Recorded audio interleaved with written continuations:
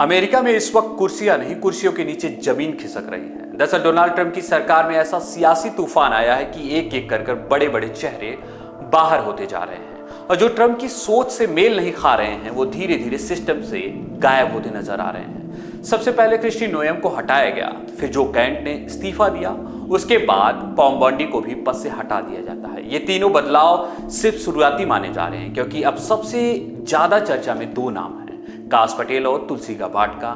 जहां काश पटेल का नाम इसलिए सुर्खियों में है क्योंकि उनका पूरा कार्यकाल विवादों से घिरा है, चाहे वो 2020 चुनाव की जांच में अधिकारियों को हटाना हो या निजी जिंदगी को लेकर उठ रहे सवाल हो। और अब कंजर्वेटिव हलकों में भी आवाज उठ रही है। पूरी टीम बदलने के प्लान में पटेल की कुर्सी जा सकती है। हालांकि पहले भी ऐसी खबरें आई हैं, लेकिन इस बार हालात ज्यादा गंभीर माने जा रहे हैं।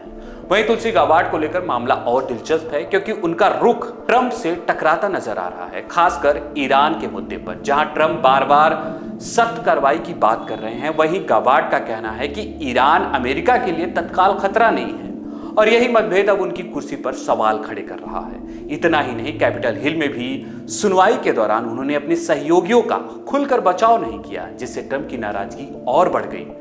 लेकिन कहानी यही खत्म नहीं होती है।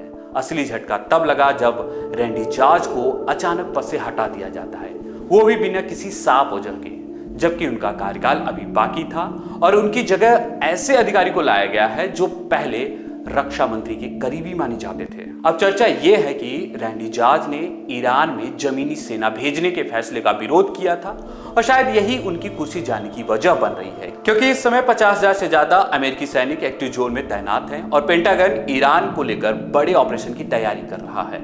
ऐसे में सवाल उठ रहा है, क्या ट्रंप अब अपनी टीम में सिर्फ वही लोग रखना चाहते हैं जो बिना सवाल किए उनके फैसले को मान लें? हर वो आवाज जो अलग सोच रखती है वो धीरे धीरे बाहर किया जा रहा है। अब दुनिया की नजर इसी बात पर टिकी है कि अगला नंबर किसका होगा, काश पटेल या तुलसी गाबार्ड का।